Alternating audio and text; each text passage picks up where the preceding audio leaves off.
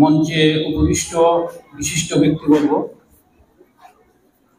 আপনারা যারা সামনে বসে আছেন, ধর্মনগরের সুধী সজ্জন মণ্ডলী, আজকে এই উদ্বোধন অনুষ্ঠানের পরে এখানে কালচারাল প্রোগ্রাম হবে।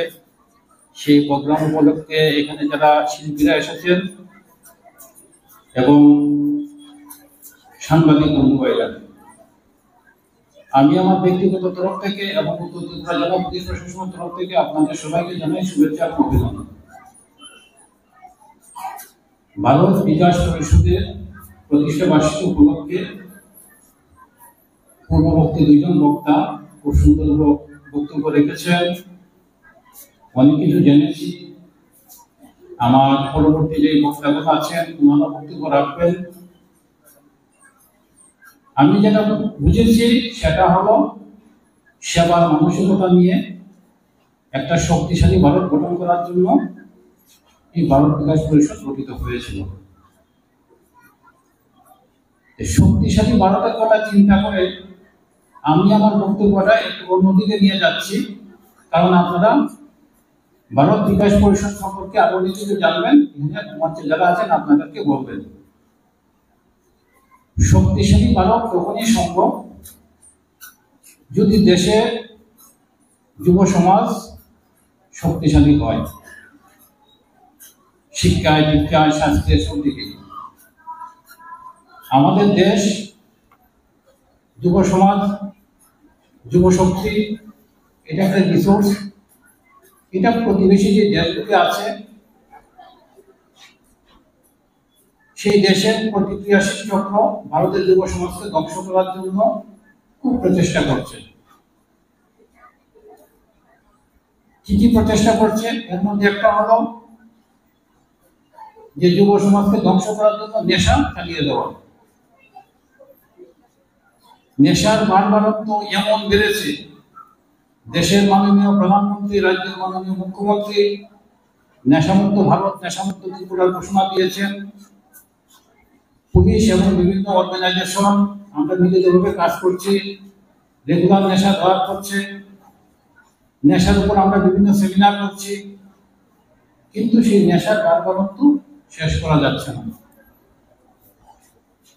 এখানে আপনারা যারা উপস্থিত আছেন দেখছেন রেগুলার পত্রিকাতে, সোশ্যাল মিডিয়াতে, ইলেকট্রনিক মিডিয়াতে দেখাচ্ছে শুধু নেশা ধরা করছে। আমি কিছুদিন আগে এখানে দানখোলাতে প্রায় 10 কোটি টাকা ধরেছিলাম। ছেলেটা নেশার জন্য চিন্তা করছিল, যাকে অ্যারেস্ট করছি সেই নেশা খায়। আমি 2001-এ মিজোরাম ভিজিট করেছিলাম। সেই সময় সেই রাজ্যের মধ্যে চুরি, ডাকাতি এসব কিছু ছিল না। আমি গত বছর আবার গিয়েছি মিজোরাম। 56% কেস ওখানে চুরি ডাকাতি কেস হচ্ছে। মানুষ নেশা কেনার জন্য, নেশা খাওয়ার জন্য চুরি করছে, ডাকাতি করছে। এবং যে সময় নেশা চুরি ডাকাতি করেও সংগ্রহ করতে পারছে না, অত্যাধিক নেশা করে নিয়েছে, এবং মানুষ যে যুব সমাজ, যেটা আমি বলছিলাম একটু আগে, সেই যুব সমাজ মরে যাচ্ছে। তাই সবার কাছে একটা অনুরোধ থাকবে, যদি কোথাও আপনারা দেখেন অন্য কারো বাড়িতে, অন্য কোনো এলাকাতে নেশা বিক্রি হয় বা নেশা কেউ খায়, আপনারা শক্তিশালী ভারতের কথা চিন্তা করে পুলিশের কাছে আপনারা খবরটা দেবেন। আপনাদের পরিচয় সবসময় গোপন রাখা হবে। ত্রিপুরাকে নেশামুক্ত করার জন্য, ভারতকে নেশামুক্ত করার জন্য আপনাদের সাহায্য সহযোগিতা খুবই দরকার। এবং কোথাও যদি নেশা ধরা পড়ে আপনারা যাবেন সংঘবদ্ধভাবে, সাক্ষী দেবেন।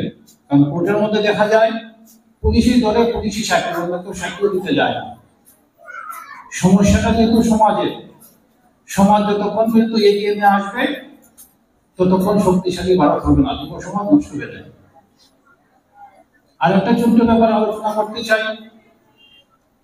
আমাদের দেশ ডিজিটাল ইন্ডিয়া দিকে এগিয়ে যাচ্ছে।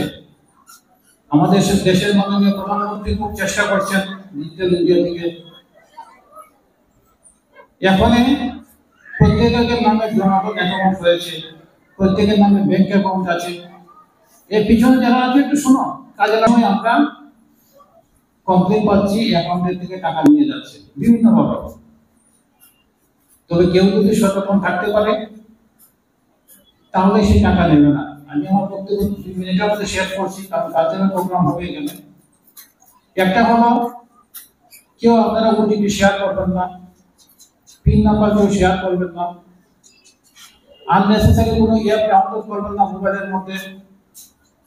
আননেসেসারি কেউ যদি বলে কোনো একটা লিংক দিয়ে ক্লিক করার জন্য সেটাতে ক্লিক করবেন না।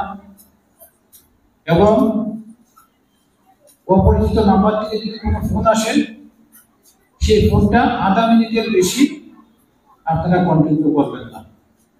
আপনারা যদি এইভাবে সচেতন থাকতে পারেন তাহলে আপনাদের যে কষ্ট অর্জিত পয়সা, সেই পয়সা আপনাদের কাছেই থাকবে। নতুবা একবার যদি টাকা নিয়ে যায় সেই টাকা ইন্ডিয়াতে থাকে না। আমি একটু আগে যেটা বলছিলাম, আমাদের প্রতিবেশী কিছু দেশ আমাদের উন্নতিতে ওনাদের ইচ্ছা হচ্ছে, সবগুলি টাকা ইন্ডিয়া থেকে এগুলি প্রতিবেশী দেশে চলে যাচ্ছে। তাই আমি আমার বক্তব্য দীর্ঘায়িত করছি না, আজকে এইসব বলার সময়ও নেই। আপনারা এখানে অন্যান্য প্রোগ্রাম আছে আরো। সবাইকে ধন্যবাদ জানিয়ে আমি আমার বক্তব্য শেষ করছি। জয় হিন্দ, বন্দে মাতরম।